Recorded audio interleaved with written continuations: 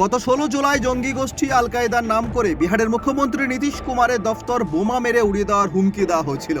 সেই ঘটনায় এবার কলকাতা থেকে এক ব্যক্তিকে গ্রেফতার করল পাটনা পুলিশ। সোমবার কলকাতায় বউবাজার এলাকা থেকে বছর 51 ওই ব্যক্তিকে পাকড়াও করা হয়েছে। সূত্রের খবর, ওই ব্যক্তি বিহারের বেগুসরাইয়ের বাসিন্দা। তবে কলকাতায় বিবি গাঙ্গুলি স্ট্রিটে একটি পানির দোকান চালাতেন তিনি। প্রাথমিক তদন্তের পর কোনো জঙ্গি গোষ্ঠীর সঙ্গে ধৃতের যোগের কোনো তথ্য পাওয়া যায়নি।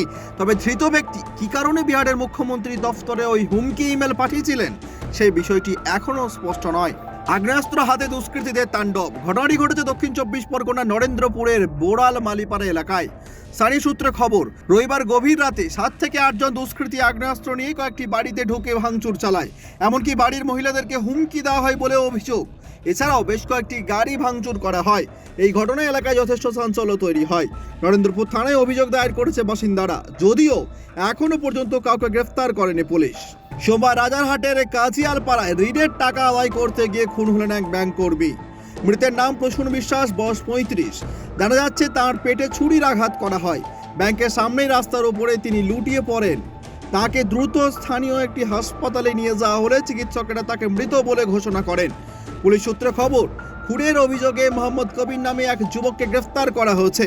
ধৃত খুনের কথা স্বীকার করেছে বলে খবর। প্রাথমিক তদন্তের পর পুলিশ জানিয়েছে, কাজিয়ালপাড়ায় একটি বেসরকারি ব্যাংকের একটি ঋণদানের শাখা রয়েছে। অভিযুক্ত কবির ওই সংস্থা থেকে 50,000 টাকা ঋণ নিয়েছিল।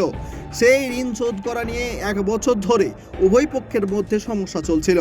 এদিন সে ছুরি নিয়ে ওই অফিসের বাইরে অপেক্ষা করতে থাকে। সূত্রের খবর, কবির প্রসূনকে ফোন করে বাইরে ডেকেছিল। প্রসূন বাইরে আসতেই ছুরি নিয়ে কবির তাঁর ওপর চড়া হয়। ঘটনার পিছনে অন্য কোনো কারণ রয়েছে কিনা তাও খতিয়ে দেখছে পুলিশ। মোবাইল চুরি তদন্তে নেমে আন্তর্জাতিক মোবাইল পাচার চক্রে হদিশ পেল বারাসাত থানার পুলিশ। গ্রেফতার হয়েছে 3 জন। ধৃতদের নাম আজহার মোল্লা, আলমগীর ওস্তাগির এবং মীর হোসেন।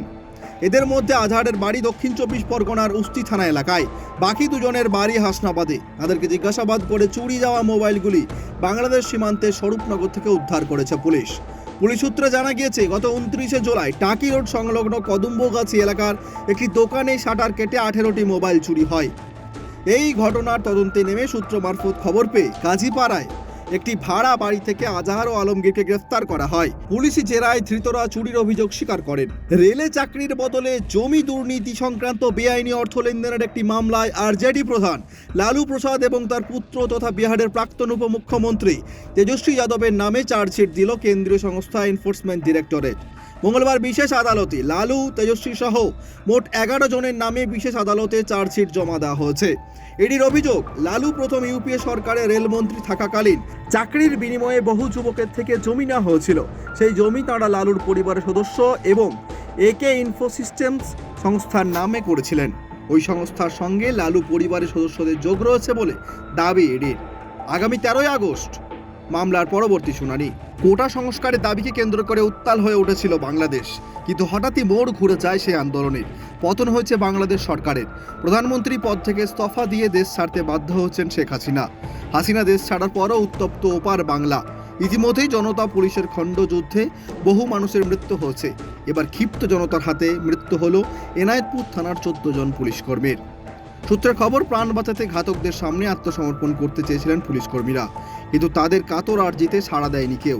পিটিয়ে হত্যা করা হয়েছে একই থানার 14 পুলিশ কর্মীকে।